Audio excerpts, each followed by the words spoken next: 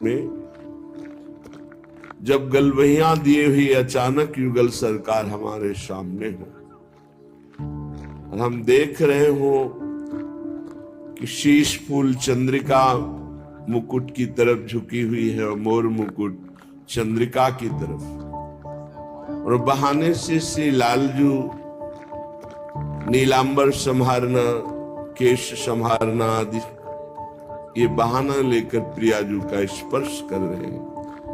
प्रियाजू इशारे से उन्हें मना कर रहे हैं। ये भरनेत्र युगल सरकार की रूप माधुरी, चितवन माधुरी, शोभा माधुरी कब पान करूंगी?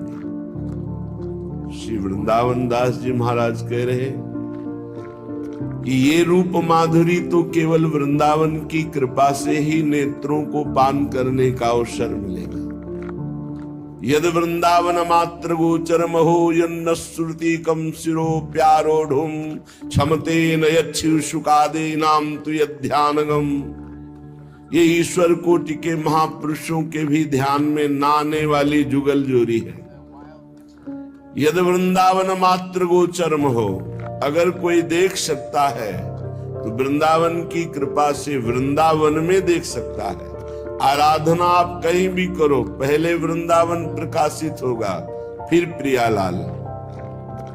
ये नित्य नौकैशोर रूप माधुरी जो मोक्ष का भी त्याग किए हुए महापुरुष हैं, मोक्ष त्यागी, वो इस महा अनुराग रस में, महा आनंद में, महारूप माधुरी का पान करते हुए उन्मत्त रहते हैं। पर सावधानी है कि वृंदावन में कह रहे हैं वृंदावन दास जी महाराज, सेवत निरपराध जेसु वृंदाटवी।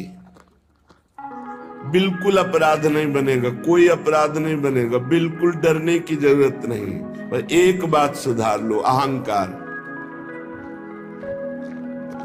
वृंदावन इह विधि बसे तजिकै सब अभिमान, तृणते नीचो आपको जाने सोई जान। अपराध बनते हैं अहंकार से,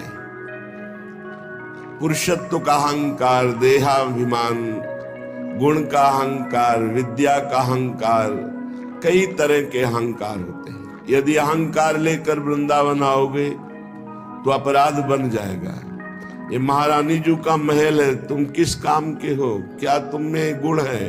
क्या तुम में तपस्या है? झांक के हृदय में देखो, हर समय गंदगी की रील चलती रहती है, गंदे विचारों की रील चलती रहती। चाहे जितनी वाक चातुरी करो, अंदर झांक के देखो तुम में है क्या। अभी अहंकार चूर हो जाएगा। तुम्हारा शरीर रचा है, तुम्हारी बुद्धि रचना है, तुम्हारी इंद्रियों की रचना है, तुमने की है? कहीं नहीं। तुम व्यर्थ में अहंकार करके दुर्गति को प्राप्त हो रहे हो। इस अहंकार को जब तक भगवत चरणारविंद में नहीं समर्पित किया जाता, तब तक ये नाना प्रकार के दोष, पाप, अनर्थ कराता रहता है। वृंदावन में सब लाडली जू के लाडले हैं। लाडली जू ने इन्हें बुलाया है, लाडली जू ने वास दिया है। तुम्हारा अधिकार क्या बनता है दोष दर्शन का? तुम्हारा अधिकार क्या बनता है निंदा करने का? तुम्हारा अधिकार क्या बनता है दंड देने का? महारानी जी का महल है, वो संभालेंगी। जिन्होंने बुलाया है हम जैसे अधमों को, हमारी वृत्ति कोई उच्च कोटि की थोड़ी है, अधम वृत्ति है। उन्होंने हमारी अधमता पर कृपा करके बुलाया तो वो सुधार भी देंगी, आज नहीं तो कल सुधार देंगी, हमें भरोसा है।